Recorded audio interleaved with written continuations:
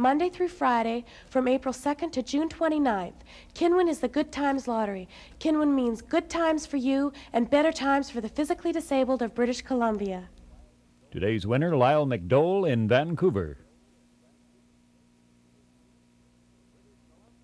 British Columbia Television.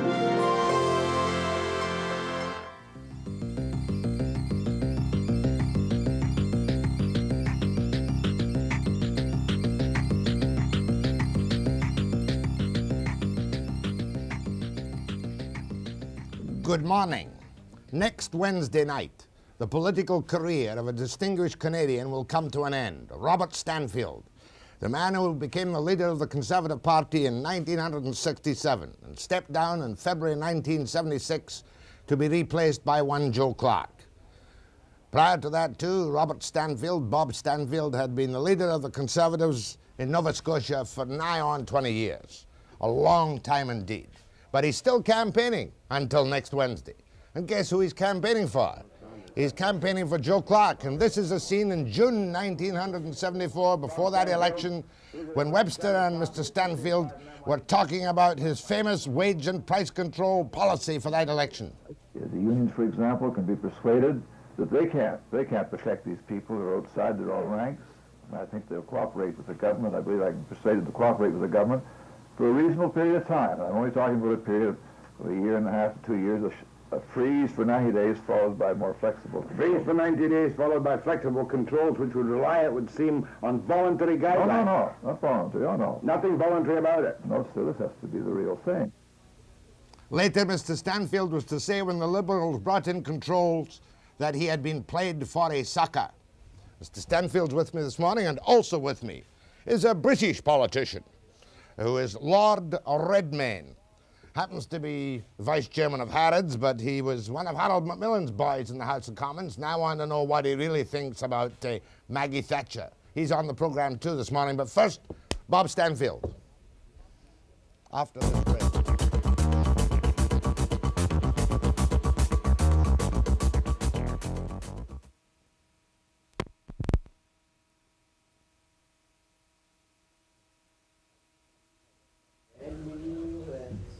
I have some standards, not very many, but some.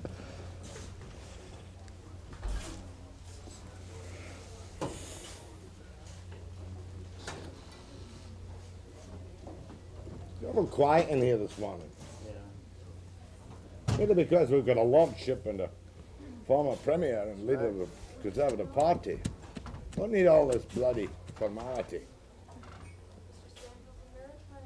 Oh, she's a maritime, I forgot to tell her. Just a wee bit slow. But very nice.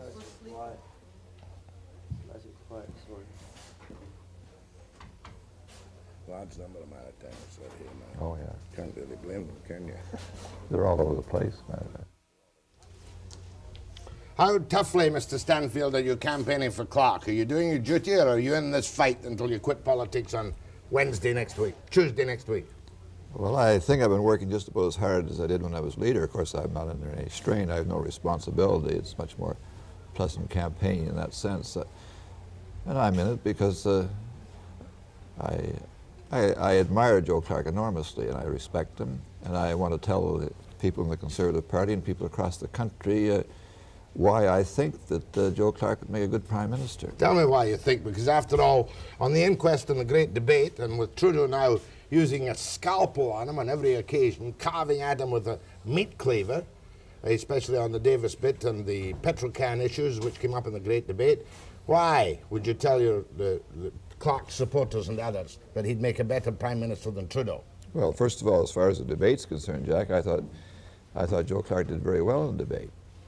But I'm out supporting Joe Clark because I like the way he's handled our caucus. I like the talents he's shown. He's got our caucus working together. You may say anybody can do that. The Conservative caucus in Ottawa always worked well together. Under you it did, I might say. Well, we tried, but Joe has had a great success with our caucus, and there's no question about who's in charge of it. At the same time, he's been able to get a very good individual effort by members of the caucus. And these are very important qualities for a member of the government. And I like Joe's character. I like the way he behaves under adversity. He doesn't panic. He stays cool. He takes it, turns things around. I like the way he stands by his principles. I like, for example, the way he behaved during his leadership campaign. I'm not saying who I voted for in that campaign, but or at that convention, but he went right down. He went right down, didn't give any ground, wasn't shilly-shallying around looking for support, and I admire him. You've said Joe's a man of principles. You're a man of principle too. There's something that worries me very much about this campaign, and it applies to your party as well as to the Liberals and the NDP. With all this free time you must be given by the networks and under the regulations, etc., we are electing a president. You subscribe to this business, Broadbent, Clark, and Trudeau, that it doesn't matter who the candidate is, you've got to vote for a president. Do you find this perturbing? Yes, although I think the candidate is still important, and I think a strong candidate, a good candidate, is still important for many reasons, but important to the electorate as well. This tendency has been going on for some time, Jack. It isn't just because there's been a lot of time allocated to the leaders and to the parties. It was true when I was in provincial politics that during the last 2 or 3 weeks of the campaign, it was only the party leaders who were being reported. And now, with television, the campaigns are packaged to a very considerable extent for the media. I don't like that. I think it makes for rather simplistic kind of campaigning. I think it tends to create superficiality. But I have to accept the reality. And it is not just because the time's been allocated, it's because the television has become such a powerful, impressionistic media. And people like Jack Webster, of course, have helped to make it that way. I plead not guilty to that, sir. I didn't have anything to do with the political parties putting on their song and dance to choose a leader. No. But does Trudeau, with his undoubted superior, shall I put it, sophistication in debate and his Gallic charm, does he not therefore have a built-in advantage which could bring him up into a majority position on May the 22nd? I don't see the slightest chance of this. In Britain, for example, Callaghan was rated as a much more attractive leader than Mrs. Thatcher. All the polls showed this, but when it came to voting, what the people voted on for the most part seems to have been the record of the Callaghan government, the difficulties the country was in. And in this election, there's no way in which charm or anything of that sort can get attention away from the central issue in the campaign. Which is? The record of the Trudeau government. It's not national unity. Well, take national unity, that's part of his record. Our country is much less united now than it was 10 years ago. Because of Trudeau? Well, in part because of Trudeau, in part because of the confrontational tactics that he's followed. I wouldn't blame him. It wouldn't be fair for me to blame him entirely for the rise of René Lévesque, but Mr. Trudeau has helped to polarize opinion even in Quebec, and he's certainly helped to polarize opinion in the country as a whole. So that's part of his record. But he comes on last night and he says, when you speak to your grandchildren 20 years down the road, your children and your grandchildren, you'll have to say where you stood in 1979. What did you do? What will you tell your grandchildren? I didn't quite get his message, but it's very strong and the land is strong if you're a liberal. Mm-hmm. But the land is very brittle if you're anything else, as far as he's concerned. I think he's running for his life, his political life. He's trying to scare Canadians. He's been suggesting to them that, if Canadians in English-speaking Canada vote substantially different from those in Quebec, the Quebecers will feel isolated. I think that's a very irresponsible impression for him to try to create in the province of Quebec. The issue in this election is good or bad government. We're not voting a referendum on the future of our country, although we naturally have to be concerned about the future of our country. How bad has his government been? Well, his government's become weaker and weaker, and the record has been poor on inflation, the record has been poor on the management of the economy. What about the scandals? Well, the scandals are legion. The scandals are legion. These are many reasons why people are going to want to turn him over. And I tell you another reason why I'm very uneasy about the prospect or the possibility of Mr. Trudeau going back. Some people say, they don't know exactly where Joe Clark stands on this or that. I've watched and listened to Pierre Trudeau for some 10 years, and I don't really know what Mr. Trudeau's principles are, what his economic principles are, what his economic beliefs are, if he has any. That's an extraordinary thing for me to be able to say after 10 years. You don't know what his economic beliefs are or what his principles are? I don't know what his economic beliefs are, if he has any, and I can't help but feel that to Pierre Elliott Trudeau, economic principles or economic beliefs or economic dogmas are just things to play around with, to use to manipulate the electorate. The electorate was manipulated in 1970. On that clip that opened the show, you said, I felt I'd been played for a sucker. What I really felt was the Canadian people had been played for suckers. Mm-hmm. Have you lost faith in Trudeau's integrity? When did you lose faith, perhaps I should put it more aggressively, in Trudeau's integrity? Well, basically in connection with controls. And then, of course, when he took Horner into the cabinet. Now, I'm not, in terms of Jack Horner, you can accept Jack Horner's principles or his beliefs or not. They're totally opposed to those of Mr. Trudeau in the area of bilingualism, for example. To me, it was a completely cynical move for Mr. Trudeau to make. I think he undermined support for his bilingual program in the country. There's been a lot of opposition anyway. I think this destroyed much of his credibility. That's revealing. You tell me that, apart from your other doubts about Trudeau, that his political cynicism and cold-bloodedness in attracting or getting Horner into his cabinet was the thing that made you doubt his integrity. That added to it. That perhaps capped the whole thing, yes. See, I put it bluntly, it convinced me that Mr. Trudeau has developed in the course of the 10 years a disproportionate idea of the importance of him retaining power. You mean he's power mad? Well, I don't say he's power mad. Power hungry. He exaggerates the importance of him being the Prime Minister of this country, and he cuts corners, which I don't think he should cut in order to try to stay there. Robert Stanfield, former leader of the Conservative Party, whose active political career, is that right, comes to an end after the voting on Tuesday. I'm finished then. Webster and Mr. Stanfield after this break.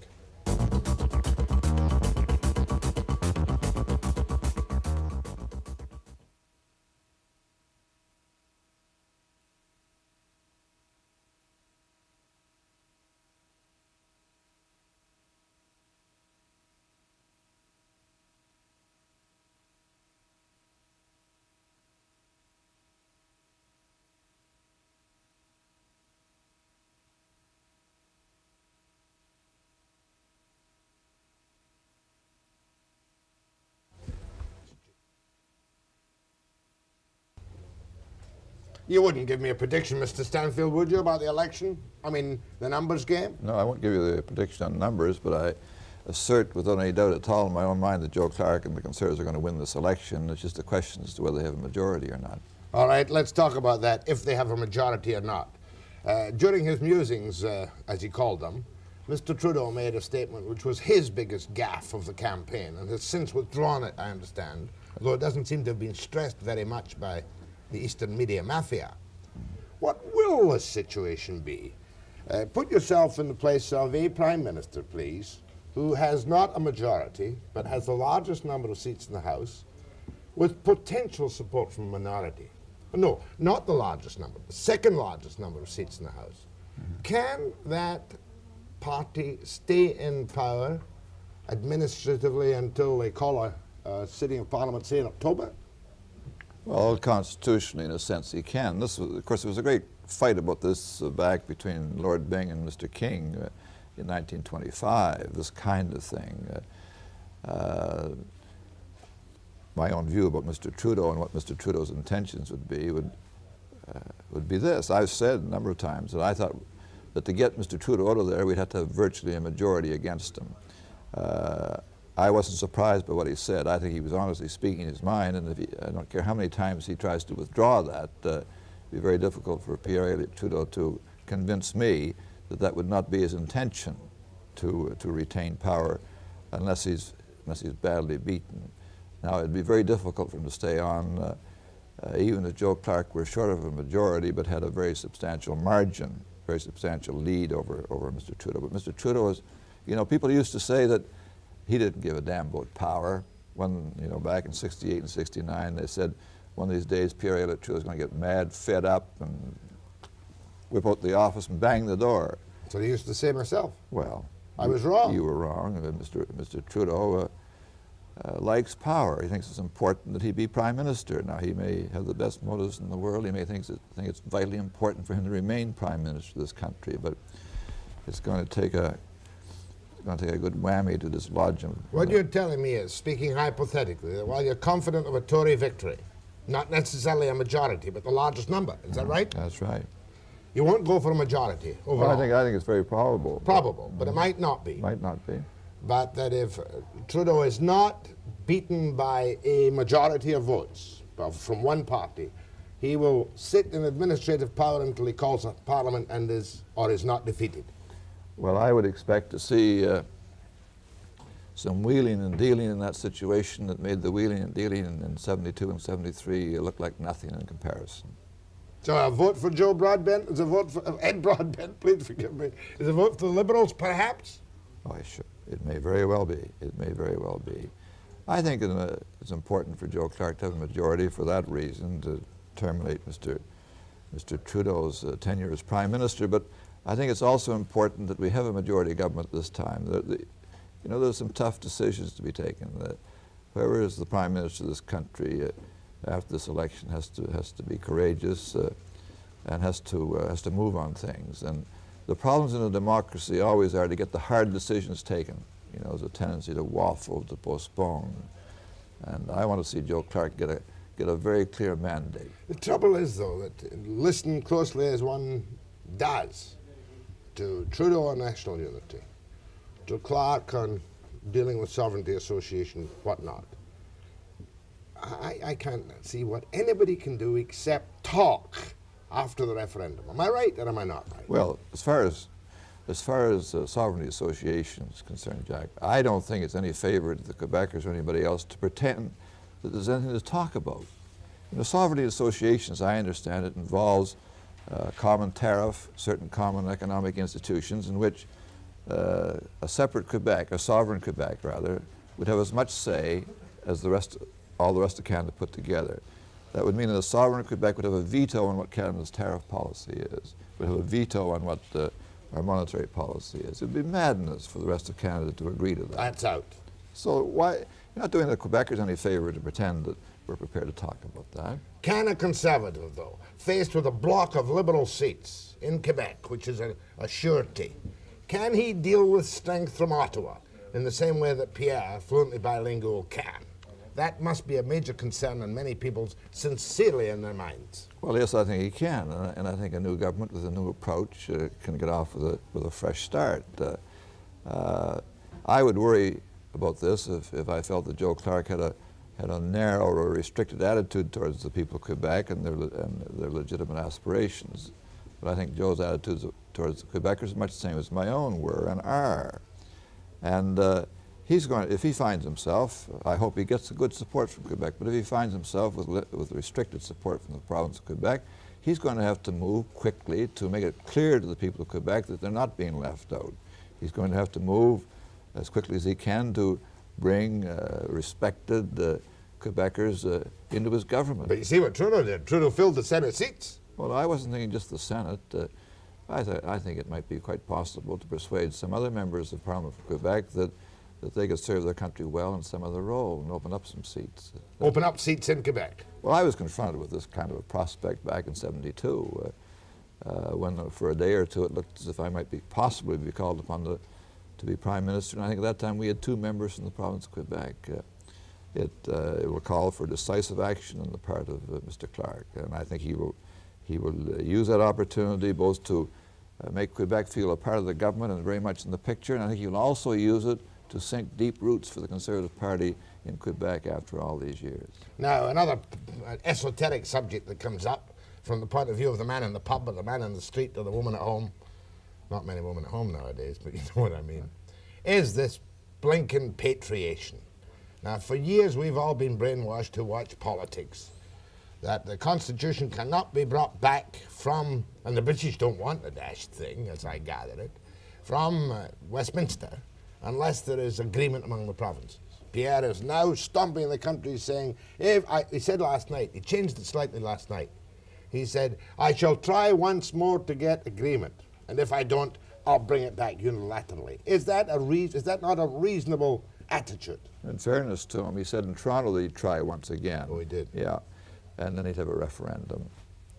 No, I think this is, quite frankly, I think this is inflammatory, and I'm very suspicious of it coming this late in the campaign. You can argue if you like that a prime minister who intends to do that should get a mandate from the people, and that's right. But it seems to me this is a gimmick, and I'd like to see the Constitution repatriated. It bothers me some too that we don't have any formula to amend our Constitution, but that's not really the basic problem in our country. Our basic problem is to try to reach agreement as to what we want in the Constitution, as to what changes we want. With Levesque in power, you can never reach unanimous agreement. Well, quite frankly, my own opinion is that we're some distance away in terms of time from a real constitutional settlement. I think we're going to have to live for some time with significant differences. The people of Quebec themselves haven't decided, really. They're still discussing among themselves what kind of constitutional changes they want. Mr. Ryan, the leader of the opposition, the Liberal leader in Quebec, he hasn't made precise, he hasn't at least announced the precise changes he wants. And there's going to be some difference of opinion between him, perhaps, and the rest of the country. We're going to have to discuss these things for some time. Matter of fact, French and English Canadians alike were still suffering from the British syndrome, perhaps left here as a legacy of muddling through. I think you say it's muddling through.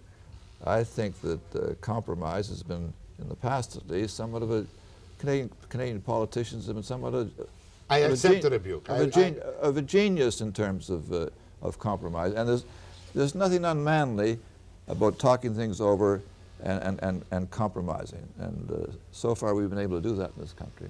Memo to Webster from Mr. Stanfield. Don't say muddling through. Say decent, sane compromise. That's right.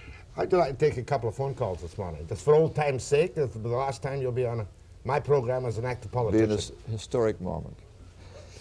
Perhaps hysteric, if not historic. I was in a school in Nova Scotia the other day, and a political science teacher referred to me as a piece of history when he was talking to the students. I shan't. He is not a piece of history, not until next Tuesday. Mr. Stanfield, after the break.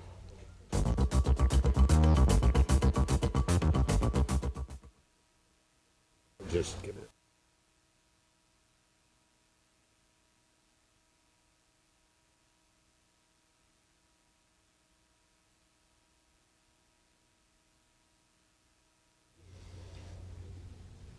One serious question before I go to the phones, Mr. Stanfield. What about ministerial responsibility? One thing that has really upset me about the Trudeau administration is this question of a plethora, good word, of solicitors general who say, oh, were they burning down barns? What did they do? Oh, I didn't know, I didn't ask. What about that? I think that ministers, including the Solicitor General, have to accept responsibility to Parliament for things that happen under their jurisdiction. Even if they don't know? Even if they don't know, that's right.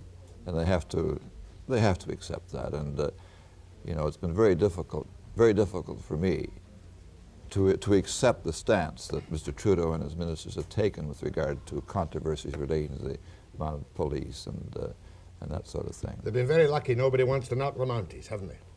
Yes. And nobody wants to knock the Mounties, but there's a point of principle involved here. There's a point of principle involved, and there are some difficult questions involved in how you deal with the security problem. There's some difficult questions involved, but there's no excuse at all for Mr. Trudeau and his ministers trying to pretend that. Mind you, Mr. Clark didn't look that good when he said, okay, if there's something extra legal must be done, we shall have it supervised by a committee. That doesn't seem right either. Well, to be frank about it, I think the question needs some further thinking. I think it is a difficult question. Not the question of ministerial responsibility, no, but the question as to how you do what needs to be done in terms of the security of the country and still respect our legal traditions. But that can still be covered by a proper act passed by a proper parliament. That's right. Mr. Stanfield, some telephone calls. Oh, are you going to stay for the Joe Clark rally? I'm afraid I can't. I'm on a yo-yo and I've been pulled back to southern Ontario. You're on the, that's Joe Clark rally. You asked me to say this. 12 noon at Kitsilano Beach. The spirit of Stanfield will be there. The spirit of Stanfield will be there. We had a great meeting there in the last campaign. That's Saturday, May the 19th. When's May the 19th? That's this Saturday, isn't it? This Saturday. Yo-yo. How many seats in Metropolitan Toronto? About 28? Something like that. Same as the whole of BC. Yeah. Am I being divisive when I point that out with a sneer in my face? Metropolitan Toronto has as many seats as this vast, powerful province. Think how I feel about that as a native maritimer. How do you feel about that as a native maritimer? No seats at all. Go ahead, please. Yes. Speak up to Mr. Stanfield. Mr. Stanfield? Yes, good morning. This is Bud Thompson speaking. But rather than reflect on the 10 years of the Trudeau administration, let's go back to the 47 years of conservative government and our 61 or 62 years of liberal government. And what's your point, sir? The point is that we have had better government in the 62 years of liberal government than we have out of the 47 years of conservative government. Now, I don't know how old the gentleman is, but it's an easy, perhaps you might answer the question. Well, I just say I think Sir John A. gave this country pretty good government. Pretty good government. John. Go ahead, please, from Quinnell. Hello. What's wrong with the phones this morning? Are you there? Can you hear me? I can hear you if you speak. If you stay there quietly, I can't hear a thing. Okay. Mr. Stanfield, as I listen to Mr. Clark's statement, he impresses me more and more as a person that's very loose with the purse strings, and he can make all sorts of promises that he knows very well after the election he doesn't have to keep, because there's no law saying that he has to keep any of the promises that he makes. Well, I think his record will be very good in comparison with Mr. Trudeau's record following the 1974 election, where Mr. Trudeau completely reversed himself in his main position, and where he made a great many promises involving many hundreds of millions of dollars, which he dropped after the election. Mr. Clark's promises, for the most part, in this campaign, relate to reduced taxes or tax credits, and this is a very different thing from the kind of candy Mr. Trudeau was spreading around in 1972 and the many hundreds of millions of dollars he was going to spend in various areas in 1974. If I didn't feel that Joe Clark was as convinced as I am that inflation has to be fought and that this country has to be moved up towards its economic potential, I wouldn't be supporting it. Thank you. Mind you, I've been quite impressed by some of the liberal line, for instance, at the price of gasoline in this country by comparison, or certain prices, that we are remarkably stable compared to some European inflation rates. That's right, and we should be. That is in terms of our gas prices, because we have a lot of oil in our own country, and we have been able to equalize prices between the East and the West. Despite what Mr. Trudeau says, I advocated this back in 1973. There's no question as to what the Tory policy is, one price across the country, and I said then that I thought it should be somewhat below world prices. And that's what's happening at the moment. That's right. Clark hasn't been quite so strong as you on that, though, has he? My understanding is his position is exactly the same. He's perhaps not very proud of his policy because it's the same in terms of prices as the Liberal policy. Go ahead from Winfield. Yes. I'd like to ask Mr. Stanfield 3 questions, and then I'll hang up and then listen for his answers. Mm-hmm. The first one is, I'd like to ask him if he thinks that Mr. Trudeau has actually caused more of a rift between Quebec and English-speaking Canada than other governments. And the second question is, I'd like to ask him how he feels about the nuclear power, such as selling the CANDU reactor to Romania, and the fact that the government is going to lend them the money to, in fact, buy it. And the third question is, do you think that Mr. Trudeau has actually, in fact, changed his style for each election, geared it to the way the people were feeling in that election year? Thank you, ma'am. Well, dealing with the last question first, the answer is yes. I think Mr. Trudeau has very much geared his style, both in Parliament and in the campaigns, depending upon what the mood of the people is. All politicians do that to some extent. I think he's done it par excellence. With regard to nuclear reactors, I and other members of the Progressive Conservative Party have been very nervous about the export of CANDU reactors without adequate controls. Mr. Trudeau and Mr. Gillespie and others have argued that the controls are adequate to prevent the misuse of nuclear resources by countries to whom we export CANDU reactors. I am not convinced myself that the restrictions are adequate. With respect to the question as to whether Mr. Trudeau has increased the differences between Quebec and the rest of the country more than other governments, I don't want to be unfair about that. I think that he has tended to polarize opinion in the country. I think he has tended to create the impression, perhaps tried to create the impression in the minds of Quebecers and people in the rest of the country, that there was really only one choice. People had to choose either René Lévesque or himself. And this, in my judgment, tended to polarize the country unnecessarily. On the other hand, I'd like to say that I believe that Mr. Trudeau has, through the years, worked to try to improve understanding between French-speaking and English-speaking Canadians. I don't think he's always been successful. I think frequently he's underrated the difficulties in doing this. But apart from that, I regret very much the extent to which he has polarized opinion in this country. One more segment of telephone calls with Mr. Stanfield after this break.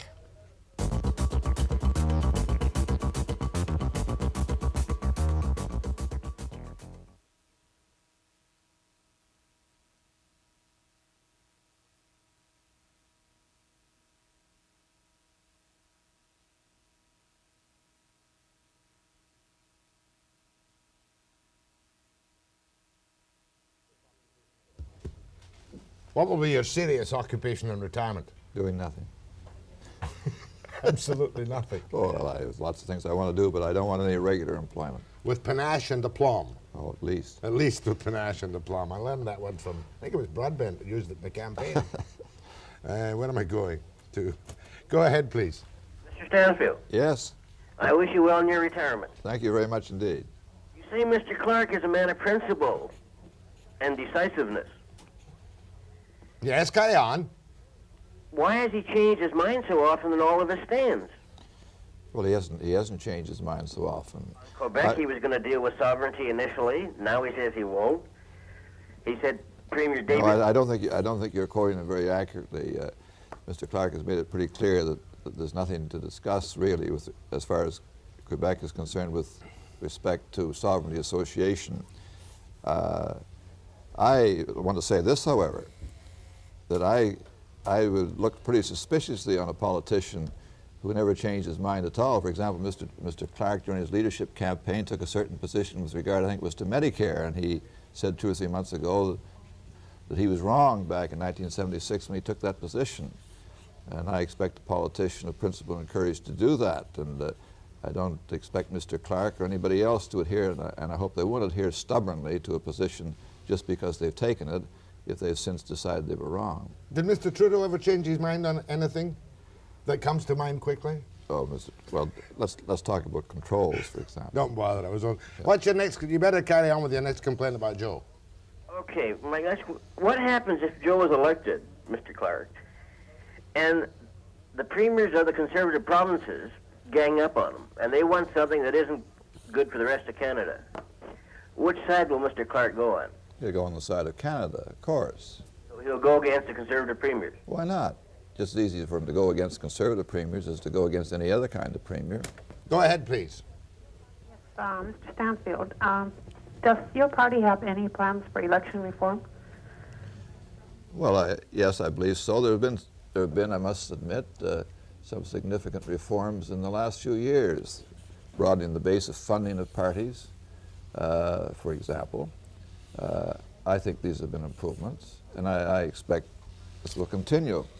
The reason I'm asking is we have friends that were missed in this last enumeration. They live in a basement suite, and yeah, well, I hope that can be improved, but mind you, I must say that it's difficult to devise a manner in which nobody will be left off lists. Now, for example, many people would like to see shorter elections, shorter election campaigns in Canada. The only way we could do that, I think, would be to move towards permanent lists, such as they have in Great Britain, and that would mean more people being left off the lists. So there should be some sort of affidavit that a person could swear out, though, so that they could...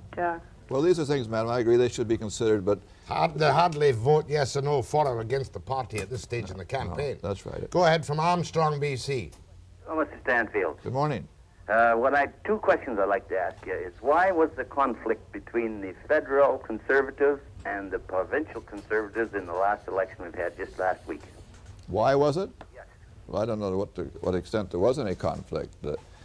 Mr. Clark indicated, or it was suggested at least, that Mr. Clark wasn't actively supporting the Progressive Conservative leader in this province.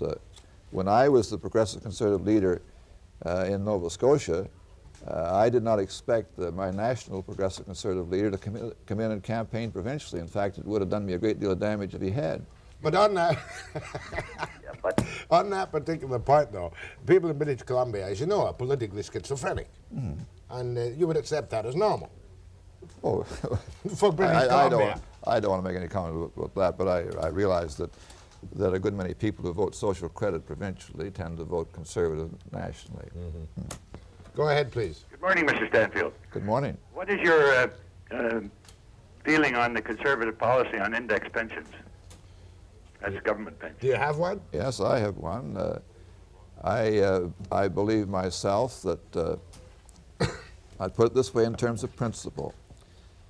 I believe that when a person is retiring, society should be able to preserve the purchasing power of that pension. I think it's scandalous. It's scandalous for us to let people retire on pension and then allow inflation to eat away the purchasing power of that pension, and people become more and more in difficulties. Now, I'm not married to index pensions. I would far sooner see us get rid of inflation. But quite frankly, I'm not prepared to support a position that allows older people's finances to be destroyed. But Mr. Stanfield. Yes, Mr. I plan to be very benign this morning, sir. No, you don't need to be. Is it not similarly scandalous that public servants virtually alone and MPs are protected by indexed pensions, whereas the man in the street, when he retires at 65 or whatever, sees his pension being halved by inflation, while the deputy ministers walk off with their fancy fiddles and fantastic pensions? There are many things wrong with the federal pension arrangements, including this early retirement, both in terms of members of Parliament and members of the public service. There are lots of things wrong with the federal pension arrangements.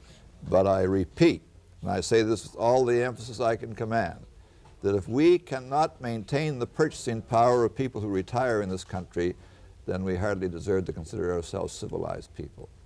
We can't afford to continue all these universal schemes, can we, sir? That's a very different point, Jack. I was asked about index pensions, and I say there's a moral question involved. There's a moral question surrounding this issue.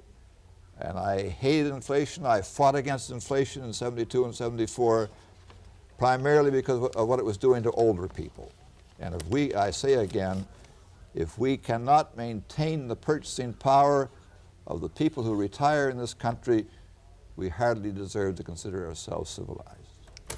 I think we'll leave Mr. Stanfield on that note, sir. You've received applause and plaudits for your performance as a dedicated politician over the years. We trust that you have an active, healthy, happy, gardening retirement. Well, I will, Jack, but I'll miss my interviews with you from time to time, and perhaps you'll be good enough to invite me back, even as a private citizen. That's right. We'll do the Bob and Jack show, the Jack and Bob show. Thank you, Mr. Stanfield. Thank you very much, Jack. Thank you. Just stay there for a moment until Freddie gets you out the chair after this break.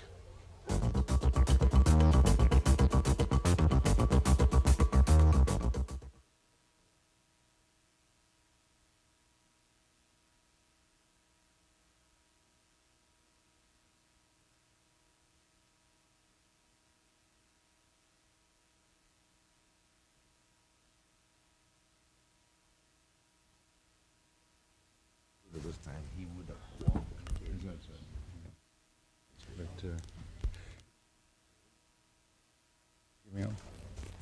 But you know, isn't he retired? yeah, but you retire for a reason. He's wife was dying of cancer. Oh, in dear. his I last see. 3 years. Yeah. And also the fact that he realized he didn't have the charisma. Yeah. How old is he? 65. Yeah, he's a young man for 65. Oh, yeah, he'll be back. Wow. But with the media, he was just awful. Just bloody awful. Yeah, Not too bad with me, because I push him a little. That's right. Yeah. Well, yes, I see what you mean. He just wants keeping alive.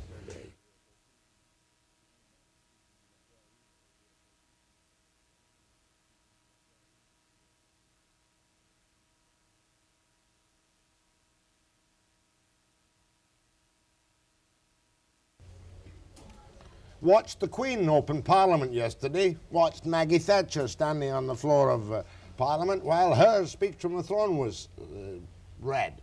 And by happenstance, with me this morning is Lord Redmayne, who was a member of Parliament from 50 till 66. He was whipped to dear old Harold Macmillan and to Sir Alec Douglas Hume or Hume. Hume. I think that's a snob pronunciation. I think we'd say Douglas Home in The Scotland. man's got a right to be a snob. Yeah, but I mean, we'd say Douglas Home in Scotland. You'd say Douglas Hume in England. Oh, I see. Well, yes. However, this is Lord Redmayne. And Lord Redmayne is a big shot in boots. Is that right? Well, it's a big shot. What's your I'm a title? director. I'm a director of the Boots Company. Yeah. Remember Boots fondly. Boots the chemist, eh? That's right. And he's also chairman of the Retail Consortium, whatever that is, and of the North American Advisory Group of the British Overseas Board of Trade. That's good. You selling much this trip? We do our best. Do your best. Let's get down to politics, Lord Redmayne. By the way, are you a life peer or a hereditary fellow? Oh, no, I'm a life peer. They'd given up hereditary peers when I came on the scene. So it dies with you? It does, yes. Yeah. Pity that, isn't it? Now, politics. What does it matter? I just did an interview, as you saw, with Bob Stanfield, and it wasn't my usual kind of political interview because he's such a gentleman that he forces me to be a gentleman. And now I find myself in rather a jolly mood with you. I hope you won't mind if we have a little giggle now and again. We can do that. But what about Maggie Thatcher? Is she a little giggle? Oh, no. She's a woman of great character, single-minded, almost to a fault. And mark you, I was not greatly a supporter of having a woman as leader of the Conservative Party. Chauvinist? I'm a chauvinist pig, you've got it right. Goodness gracious me, how dreadful. Well, it's not bad, If you've in a got changing world. That's right. But she is an able woman, and now she's got there, I think she'll do a good job. I noticed in the speech from the throne, it said she was going to bring in secret ballots for strikes, and there was a mention of legislation on the closed shop. Do you happen to recall what the platform was on that? On the closed shop, it's certainly to give compensation, although I'm not sure in what degree, compensation to a man who found himself robbed of work because he was excluded by a closed shop. But I'm not very In other words, it wasn't, but you're clear it wasn't to ban the closed shop as such. No. Wouldn't dare do that in Britain, would you? It's not a question of whether you would dare, it's a question of achieving what's best in the national interest. And I tell you this, Margaret Thatcher's not out to knock the trade unions to hell, you can be sure of that. But there are trade unionists themselves know damn well that there are certain points about trade union law which are capable of being distorted to the general disadvantage of the people. And that's what she's aiming at. I mean, your secret ballot, I would say, has 80% support. Because if union decisions have to be made by a show of hands, it's too easy for militants just to dig them in the back and say, put your hand up, Chuck. You've suffered, I think, even more from that kind of militancy than we have so far in this country. I think that's true. And we're back now to the form of supervised strike vote in British Columbia. And what she's talking about... Is that secret? Yes, the supervised strike vote. I think what she's talking more about is just the mandatory requirement for a union to conduct a mail ballot. Am I not correct? That's right, at the expense of the government, too. In other words, the government will pay the postage on it. Pay the postage, just to make sure that nobody's any doubt as to whether it's... Will your post office deliver the ballots? Ah, no, come. I'm only joking. Play fair. We have odd little problems. Well, I hear your post is not all that hot, but... that's the point I was trying to make, you see. I see, yeah. However, there's many unhappy people. Now, let's talk about, what should we talk about now? 66, you left the House of Commons? Yes, I was defeated by an ungrateful electorate. a Labour chap. No, it was a Liberal intervention. But that's a British Liberal. I don't want to get confused with Canada in any way. No, a British Liberal intervention. Yeah, the first in the whole of my time, 16 years. Imagine being beaten by a Liberal of all things. Oh, it's damned awful. Well, they're down the tube again, aren't they? Yeah, they've lost seats. Yeah. Webster, and we're going to have some discussion and some telephone calls to Lord Redmayne after this commercial break.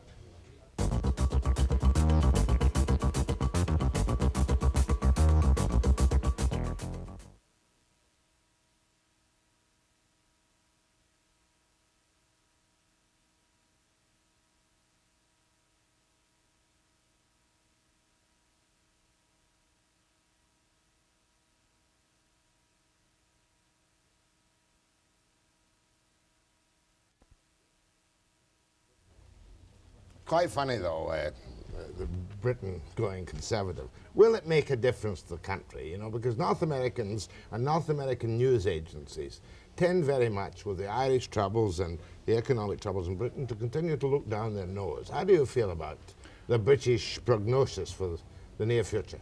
Well, of course, news reporting always takes the bad news as the one line of news. Quite honestly, I think the change has already come. The result of the election was only the effect of a strong swell of public opinion in all classes, you know, and all types, particularly of men and women, a revolt against the untidiness of last winter. I think they want a more stable... And that's what Callaghan said. They voted, that the people of Britain voted against last winter. Well, that's right, but Callaghan, after all, is an old hand. He knew the real truth. He knew he was beaten long before Election Day. Yeah, it was the garbage strike, wasn't it? Well, it was in part, or it was the road haulage strike, after all, which put a stranglehold on the whole of British industry for a number of weeks. It was insupportable, and ordinary people, it doesn't matter whether they're managers or whether they're labourers, ordinary people, all working people who want to work, they just didn't like it, and their wives liked it even less. Now, so as a Conservative, you would be traditionally against the wide British welfare scheme, which is even wider than ours in some ways. Yeah. Will Margaret Thatcher change these support programs at all, or once they're introduced, are they there forever? No, I you say as a Conservative I'm against them. In fact, the Conservatives helped to initiate them. And I think, I know they're a bit generous. I think they want tidying up, but they won't be in any way cut or tailored. Mm-hmm. So really we come to a kind of middle-of-the-road government, both in your country and our country, which has changed with the climate of the last 50 years. Yeah, but I think this is a government, you can call it middle of the road, and that's a matter of interpretation, depending on the variations of belief. But I think it will have more persistence in its declared policies than previous Conservative governments for some time. Anyway, back to Macmillan. Now, let's go to the Boots the Chemist. Are you in Canada now, Boots the Chemist? Yeah. Are you planning to take over the world here, too? Oh, yes. We had the opportunity to buy a drugstore chain called Tamlin, and which was 100 stores in Ontario and 50 in the West. And the name Boots is now going up over the door, and we've rearranged them according to our ideas of what a drugstore chemist should be. And we don't expect to take the world by storm, but we have to give a good service to the Canadian people. Well, we've got Marks and Spencer's. Well, all right. But and now we've got Boots. Yeah, and you've had W.H. Smith for a very long time. W.H. Smith? Do we have W.H. Smith's books? You certainly do. Here in Vancouver? I can only think of W.H. Smith in grim, bitter, wartime railway stations. W.H. Smith booksellers while you're waiting for that long-delayed train. You know, you never enjoyed yourself so much in your life. That's the secret between us, Lord Redmayne. Now, what about Harrods? What about Harrods? Finest store in the world. Say that again? Finest store in the world. Better than, what's the one? In New York. Macy's. No, not Macy's. Macy's? No, the famous store in New York where you can buy everything. Saks? No. Come on, somebody. I'm not going to help you. The snooty upper-class store in New York. Abercrombie & Fitch. It's closed down. Is it closed down? How about Harrods? No, I know the name you're trying to think of. What is it? Well, Bloomingdale's. No, it wasn't. Wasn't it? Bloomingdale's. Ah. I think it was Abercrombie and Fitch. Well, that was a good store. It was a specialty store, but it couldn't make the grade. It was in a bad site. Are you telling me, sir, that Harrods is the best store in the world? I am, because I was connected with it. Other storekeepers say the same thing about their stores, but even they are apt to admit that we've got something that they haven't got. What have you got that they haven't got? We've got the best bought selection of merchandise in the world, and the best shown. And that's true. And what is more, it's all good value for money. If you've got that amount of money. Yeah, very pricey, isn't it? No. Well, it's very often very luxurious merchandise. It's not overpriced. No, but... After all, we sell the stuff. There can't be much wrong with it. Do the floor walkers still wear morning coats? No, it was never compulsory. They never wore monocles. They did wear one, did they not? A man or two may have worn a monocle, but it wasn't part of the uniform. You see, these kind of old nostalgic right. traditions stick in one's mind not necessarily accurately. That's quite true. Harrods, the gourmet food section, was really... Oh, it's lovely. Yeah. Lovely. Yeah. But you can buy anything from a needle to a nanker, as we say. That's right, that's right. Of the highest quality. Well, what are we going to talk about? I'd like to take some phone calls this morning. I'm in a very relaxed mood, I'm afraid. Well, as long as they're not on Canadian politics. No, of course not. Because I'm British politics. Okay. Boots the chemist. Boots the chemist. Harrods. Harrods. Matter of fact, I did a very nasty television program about Boots the chemist once. Did you? 1956. What was that about? Well, we had Canadian drug addicts who used to rob banks here in stores. And then flee to Britain. Yes. And they'd go to some fairly simple-minded British doctors in Harley Street. I say this with humility. And get their prescriptions for the diacetyl morphine. And I'm afraid I was the first person ever to take a creepy peepy television camera into Boots in Piccadilly Circus. Yeah, where these poor creatures used to line up at night for their prescriptions. You'll forgive me for that. Yeah, it's all right. I mean, Boots were they were filling the prescription. Perfectly properly. But it was a horrible place. Wasn't it? In that sense. In that time. It's different now, I presume. It is a good deal better, yes. What's the name of that hotel in Piccadilly Circus? The Regent Palace? Yeah, the Regent Palace one side, and the Piccadilly Hotel on the other side. Webster and Lord Redmayne. More wartime memories. Webster and, speak for yourself, Lord Redmayne. I have no memory at all. After this commercial break.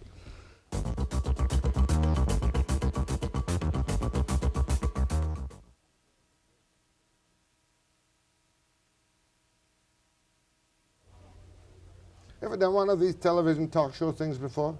Radio talk shows you've done? Yes, I've done them before. Yeah. Go ahead to Lord Redmayne. Well, Lord Redmayne and Mr. Webster. Yes. When I was a child in Leicester, we had a very big Boots right downtown. And if my mother had a prescription from the doctor, that was the only place she trusted. She used to go down on the bus to Boots and... Mother insisted she go to downtown Boots in Leicester. Yeah. Well. It had to be the place that she shopped if it was something important. Well, that's very kind of you. Thank you. To tell me that. Thank you. By the way, do Boots do like, in Britain, do they do like Canadian drugstores and sell you almost as many items as Harrods does, apart from prescriptions? No, nothing like as many, but in England, the large booths have a much wider selection of merchandise. But here we're confining it to drugs and cosmetics and allied lines. What you know in England is a chemist shop with its allied That's right. Used to be a Boots at the corner of Regal Street and Union Street in Glasgow, probably still That there. is perfectly true, and it's still there. And the head office of the House of Fraser was just around the corner. Fraser, that was that Scotch fellow who bought up the retail world. He bought up Harrods. He bought up Harrods, did he? Go ahead, from? Cranbrook, Jack. Cranbrook, speak up to Lord Redmayne. I have a question for Lord Redmayne, but first one for you, Jack. Did you not get the feeling when you were talking to Bob Stanfield that he's a man that his star has risen too soon, that if he were the head of the Conservative Party now, they'd be a shoo-in? I did not put that question to Mr. Stanfield for obvious reasons. My own sensitivity, if you can believe it, on the subject. He would have walked away with the current election. Well, here's a person that would have voted for him, but I can't vote for Clark. Now, that's up to you.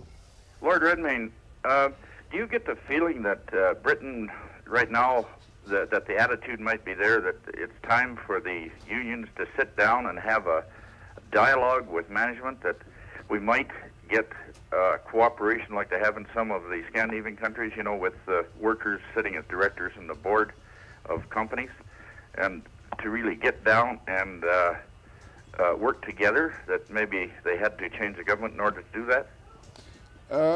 I don't think they had to change the government to do that. There's a great deal more talk between unions and government and employers in Britain than perhaps you read as a matter of news. And indeed, nobody is saying that the unions aren't a thoroughly useful part of the whole economic scene.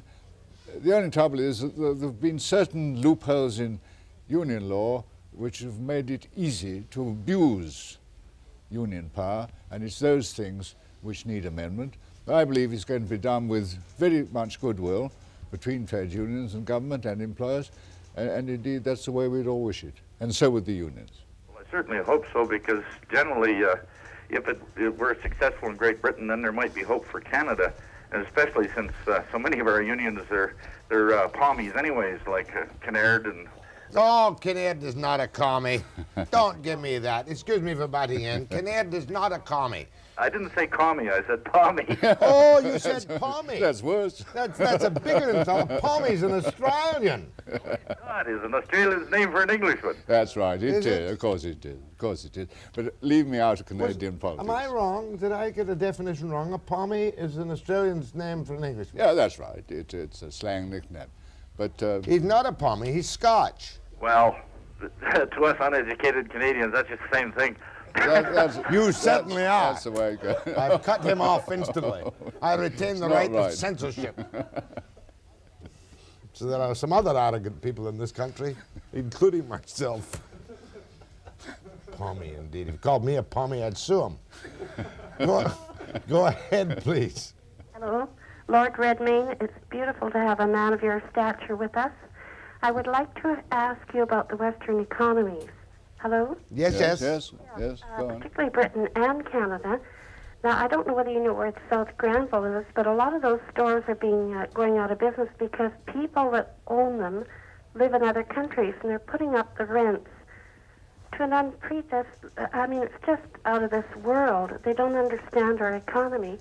And how are we going to come to face with inflation if we have absentee landlords that own our land and some of our businesses? I'm not entirely with you. What she's saying is she's concerned about absentee landlords in this country. Boots would not be an absentee landlord. You'd be a present landlord, wouldn't you? Yeah, of course we are a present landlord. If we put our hand to an investment in a foreign country or a Commonwealth country, we're there to stay, and we have representation there of senior management who are there to protect the Canadian interest as much as the British. Listen, there's a very specific question in that. During the war, the British had to sell and get rid of many of the securities and the North American holdings and all the rest of it. Are you now free? Is your country now sufficiently strong that if you, as an industrialist, an entrepreneur, a businessman, want to expand in dollar areas, there's just no problem? It's no problem. As far as currency is concerned? As far as currency, yeah, there has to be Treasury permission, but I mean, it's positively encouraged. As, of course, reverse investment is. I mean, we want Canadian investment in Britain, and I believe this is the way the world works. It's important. The pound is up to what, 250? No, it's about 210, isn't it? No, I think it's above that. Well, I'm sorry, I've not kept... I had to buy some pounds the other week, and I had to pay $2.46 per pound. Yeah, I'm sorry. I beg your pardon, I think of the American rate. That's right. You know, we are that's the currency. That's the one you're talking about, really, the American dollar. Yeah. Go ahead, please. Hello there. Where are you? You're not there. Go ahead, please. I would like to direct a question to the Lord Redmayne. Is it possible that Britain at some time in the near future will change its traffic habits and be driving on the right side of the road instead of the left?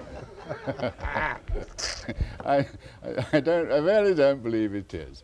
We are very happy that way. I'm afraid if you come to Britain, you must just sit on the other side of the road and enjoy it. It would be, seriously, it would be terribly expensive, and I don't think there's any real need for it.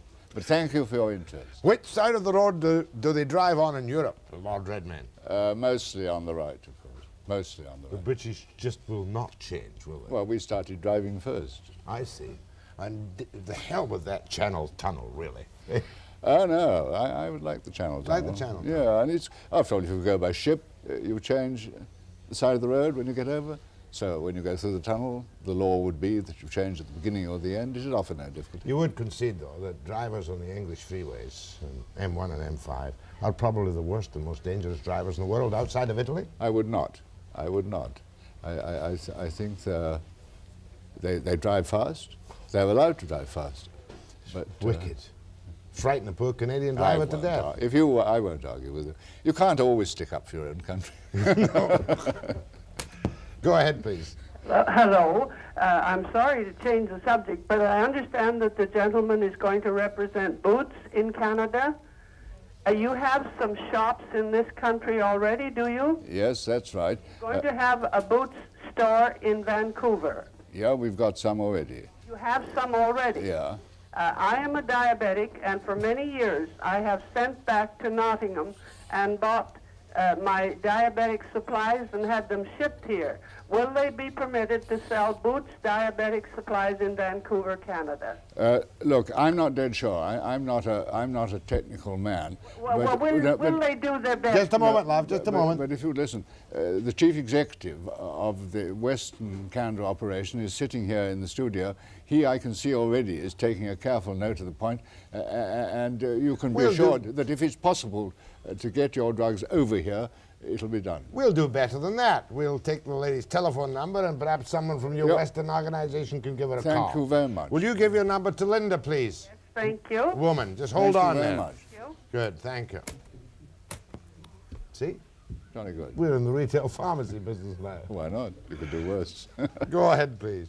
Yes, good morning, Lord Redmayne. Good morning. I'd like, just prior to the British general election, we had some rather disturbing reports about National Front over here. And I was wondering if you care to state your position on the National Front, and in fact what they're doing right now, because since then we haven't heard anything at all. Yes, well, the National Front represents fascism. Right, yeah. And I would say the great majority of people in Britain detest fascism, and I personally don't see the National Front making any progress. They made no gains. No gain at all. They didn't elect any members then? Oh, no, no. Matter of fact, it's only in Britain that where you'd put out on overtime and double time rates, I think it was 5,000 policemen to protect 450 marchers. Well, all right. You can say it was only in Britain, and in a way you can laugh at it. No, I'm not laughing. You're not laughing. I'm praising you. Yeah, that's the way we you run the put country. 5,000 policemen out. Yeah. To protect the liberty of 450 obnoxious characters. That is perfectly true. But at the same time, it doesn't mean to say we like them. No, no. No. But you stick by your principle that, horrible though they are free to say what they want within a very large law, and you will protect them regardless. That's right. That's right. And as far as Canada is concerned, I hope that the same thing will apply to you, that it will make no progress. But I can't make any comment on that. Good. A call from Victoria. I must take the call from Victoria. Which one? Go ahead from Victoria. Good morning. I have two questions. First, is there Arab money in Harrods? Any Arab money in Harrods? No Arab money invested in Harrods, no. I'm pleased to say that the Arabs, like all other nations of the world, spend a lot of money in Harrods, but that's different. And the second question, I subscribe to In Britain, have for a number of years. Why doesn't Harrods change their ad? I'm awful sick of the same old ad. I remember that ad. It's a sort of blown-up mirror, isn't it? What mostly hits you is a purse. I believe it's some sort of a snakeskin or something. Well, in Britain is the tourist magazine. Very good magazine. And I thought the advertisement is that was this sort of blown-up glass reflection of the Harrods Fund. But I can assure you that when I get back, I'll talk to the managing director and make sure that the advertisement is wholly to your wishes, madam. Thank you. Thank you very much. You know, you would too, if you'll forgive this, you're distinguished soldier and all the rest of it. You would have been an excellent floor walker in the morning court. Well, I should hope I would. That's fair enough. You've got that English courtesy and charm, which I can Yeah, but shall I tell you pretend to something? have, but Shall I don't tell know. you something?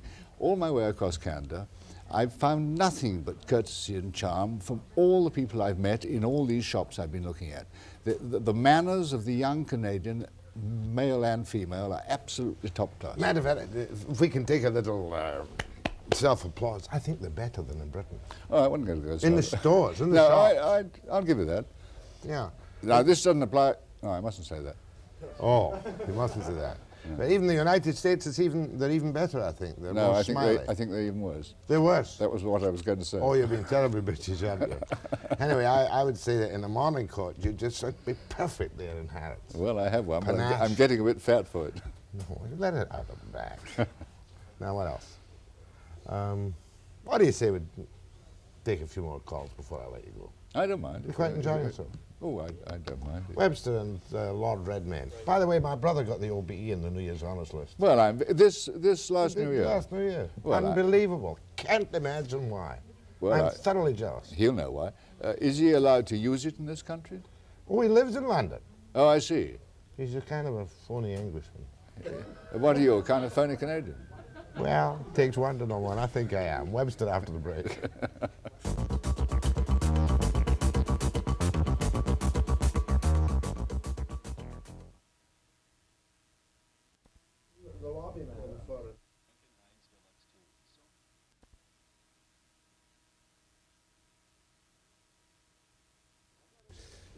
This camera here. I'm going to put Drew Webster OBE. See, I'm basically a bit of a snob too. That's heart, right. You know. We all are. My father would turn over in his grave. Oh, there he is up there. See? You must have met him in the old days in the lobby. If he was in the lobby, I know the name. I don't, to be perfectly honest, recognize the face. You sure you haven't got the wrong photograph? No, he's bald. I'm not. Ah, well, there's time's passed. But he was chairman of the lobby. But if he was a member of the lobby press, he was my friend, because I had to be friends, as chief whip, I had to be friends with all the lobby as best I could, in order to keep them informed. I'll give you his number. Perhaps you give him a call. When I'll do that with great before you pleasure. leave. I'll take it. I'll take it from And tell him that we're getting sick and tired of his brother flashing up his bald-headed younger brother with a top hat, getting his OBE. Where am I going, Linda? Oh, by the way, Freddie says they don't use stop at the stop signs in England. They use halt. Is that correct? Yeah, I think that is the European International sign. I'm not very sure. I've never noticed I react to both. It's wiser. Go ahead, please. Yes, Lord Redmayne, is Mr. Norman St. John Stevas in the new cabinet? Oh, Lord, you've floored me.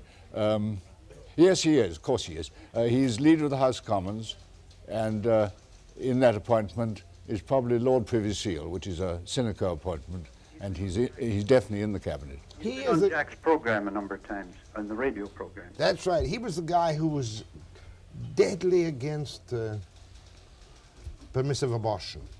I have one of his books. Am I right? Have I got the right man? You're right. That's right. St. John Stevas. That's right. He's a highly intelligent man. Very polished fellow. And he refers to the new Prime Minister as the Blessed Margaret, which seems to me an individual approach. Thank you very much. Go ahead, please. Yes, Mr. Brisbane. I'd like to congratulate the British people for having the guts to vote for the new and unproven and untried government of Mrs. Margaret Thatcher, as opposed to already proven bad government of Mr. Callaghan. And I hope that we here in Canada can follow suit, and rather than vote for the already proven bad government of Pierre Trudeau, we vote for giving Joe Clark a chance to show us what he can do. Look, sir, thank you very much for the first half of that comment. The other is not up to me. Go ahead, please. Morning. Morning. Morning, Lord Redmayne. I'm so thrilled to hear you talk about Harrods. I still have my card from Harrods, my credit card, and my other pleasure was going to the Savoy on a Saturday night, and you brought a little bit of England to me, and it's made my day. Well, you come over, madam, and use your card again. I will come over, don't you worry, when I can afford it. Good, that's fine. God bless you, and I hope a lovely journey in Canada and a pleasant journey back to England. Thank you very much indeed. Thank you. Bye-bye, sir. Bye. Bye-bye. Nobody's ever that nice to me, I'll tell you. Penticton. Go ahead, Penticton. Good morning, Lord Redmayne. Good morning. First, I'd like to say that I originally belong to Derby, and I've played cricket on a number of occasions at Nottingham. My question is, can you see a Conservative having any more success with the unions than what the Labour government had? Yes, I can. It all depends on the determination of the party at this stage to meet this strong public demand which exists for a more regular form of government and a more regular form of trade unionism. A government only does what its people is ready to support, and I believe that Mrs. Thatcher is going to achieve what she set out to do. It can only be a matter of faith. My guess is as good as yours, although possibly I've been about in British politics a little longer than you have. It's very good to ask the question. Thank you very much, sir. Thank you. Go ahead, please. Good morning, Lord Redmayne. Good morning. Welcome to British Columbia. Mr. Webster had the Bishop of Salisbury on television recently, and he made some mention of the Russians calling Mrs. Thatcher the Iron Lady. That's right. Tell me in what connection she is called the Iron Lady by the Russians? Well, she took a very strong line about Russia and the détente and so forth. And of course, the Russians don't like anybody taking a strong line in any way against them, and therefore they always produce a great blast in their papers. And in this case, the best blast they could think of was to call her the Iron Maiden. It didn't worry her, it doesn't worry me, it doesn't worry the British people. If it pleases the Russians, that's good for them. But thank you for making the point. Probably did a lot of good in the election. It might have done, it might have done. You know, because after all, she is only a grocer's daughter. What do you mean only a grocer's daughter? She's got a funny accent for a grocer's daughter. Listen, don't you be cocky, my friend. All of us at heart are grocer's daughters, or grocer's sons. There you go again, sir. We'll leave that remark just where it is without pursuing it any farther. My goodness gracious me. Back to two. Go ahead, please. Lord Redmayne. Yes, sir. 2 questions, and I'll hang up and listen to your answer. First, what's happening with the drug addicts in Great Britain, and have you found a solution? And second question is, what do you think of what we're trying to do here? Well, I believe that, I'm not knowledgeable, but I believe that the question of drug addiction in Britain is coming at least under better control than it was. Mr. Webster was referring, I think, some time ago about what he'd seen in Piccadilly when he was in London. And certainly those scenes are better. There's not the same obvious signs of addiction, and I think it's getting under control. But as I say, I'm not informed. Again, if you don't mind, I won't comment on... What we're doing here is too complicated to talk about. On Canada. Here, here. Thank you for... Why spoil a very pleasant program by getting into terribly heavy subjects? Well... After all, we're not all grocers' daughters. Some of us are grocers' sons. Go ahead, please. Good morning, Mr. Webster. Good morning, madam. I would like to say to Lord Redmayne, thank you very much indeed for bringing a bit of Scotland and England to Vancouver. Bit of Scotland? I was Deputy Chairman of the House of Fraser. Of course it's a bit of Scotland. Oh, of course, but you're not Scotch. I'd like to comment... You're a Pommy. No, let the lady do the talking. Also, I'd like to comment on the fact that you passed on the good information of Canadians being very polite. Yeah. My brother recently visited here from Scotland, and he passed the same comment. Yeah, good. Thank you very much indeed for bringing a bit of Britain to me. She's not from Glasgow. I don't care where she's from. She's a nice woman. Thank you very much. I knew you weren't from Glasgow. No, I'm not from Glasgow, Mr. Webster. And by the way, you are entitled to the same courtesy as everyone else, that you are very good-hearted, very well-spoken, and at times considered what we in Scotland would consider a softie. I'm a fine fella. You sure are. Thank you. No doubt about it. 5 after 6. That's the wrong one. Sardis, British Columbia, one of the great metropolitan centres in the heart of the Fraser Valley. I think, yes, go ahead from Sardis. Lord Redmayne, sir. Considering Canada's need for an industrial strategy to bring independence to Canada, will your company invest in research and manufacture in Canada? That's a very interesting question. At the moment, we are prohibited by the terms on which we were permitted to buy the Tamlin chain. But when that prohibition is over, we should certainly consider further expansion, which may well be on the industrial side, and we shall enjoy it. I believe this country has a tremendous future. Yeah, it certainly has. And Lord Redmayne, it's been a delightful informal visit this morning. Next time I'm in London, I shall pop into Piccadilly at Boots and say, tell Lord Redmayne I was asking for him. No, on the contrary, ring me up. I'm in the book. Much obliged, sir. Yeah. My thanks to Lord Redmayne of Harrods, Boots, and goodness knows what not after this break.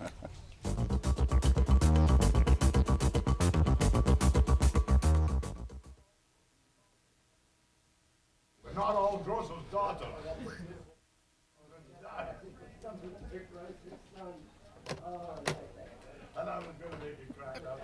Morning, Peter.